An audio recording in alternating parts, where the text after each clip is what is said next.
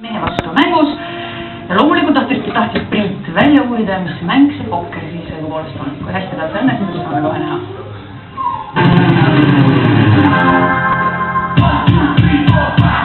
Pane telekas vaiksemaks. Minu jaoks on pokker olnud esmajoones mõnus seltskonnamäng sõpradega.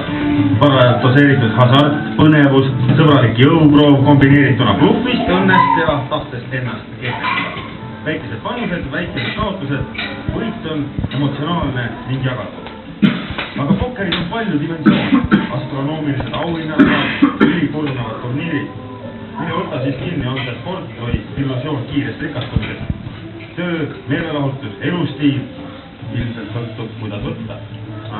Närvipinge on nii suur, et ei ole tšekki üles. Tungides nii-öelda uuriva ajakirjanikuna ehk tegelikult harrastajana oma isikliku rahaga eestlivõistlustele pokkeris mõistsin üsna kiirelt. See siin on hoopis teine kategooria. See ei ole mulle harjunud pärane seltskonnamäng. Okei, kiitos selle poolt valmis. Mängid aldud. Algajana kõrgemas liigas käivituvad loomulikult ärevussündroomid. Veomiseks õhus keerab, on hirm.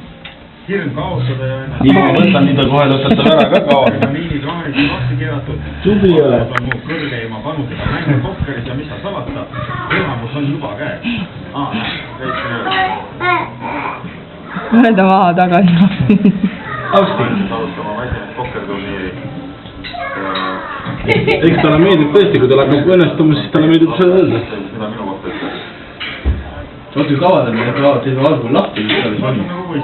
Ta peaks ju väsinud olema praegust, vaata kui kaua ta pidi pingutama. Ta ei ole väsinud, ta ei ole Käed on väsinud. Tundmatu võitja kogune. 60 mängu. Hüvita viitka. Nagu et Ma usun, et Kas suhtu käib?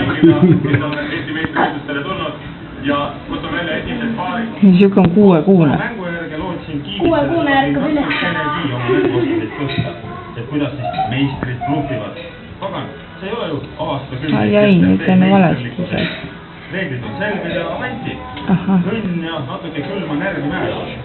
Aga paraku sai kohe selgeks, et kiiresti vahetuvate kaartide, žetoonide ja kivinägude peal ei suutnud ma midagi kasulikku tähele panna.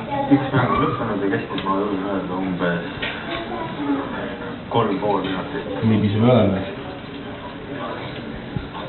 Sukavüksid libedad. Vaip alla panna. Lihtsalt põlema panna, võtab leekide kustumine ilmselt rohkem aega, kui esimene mäng, mis lõpuni jõudis. Tundsin ennast huvi, mis juhtus. Ma panen vaiba. Aitab küll tänast. Minu jaoks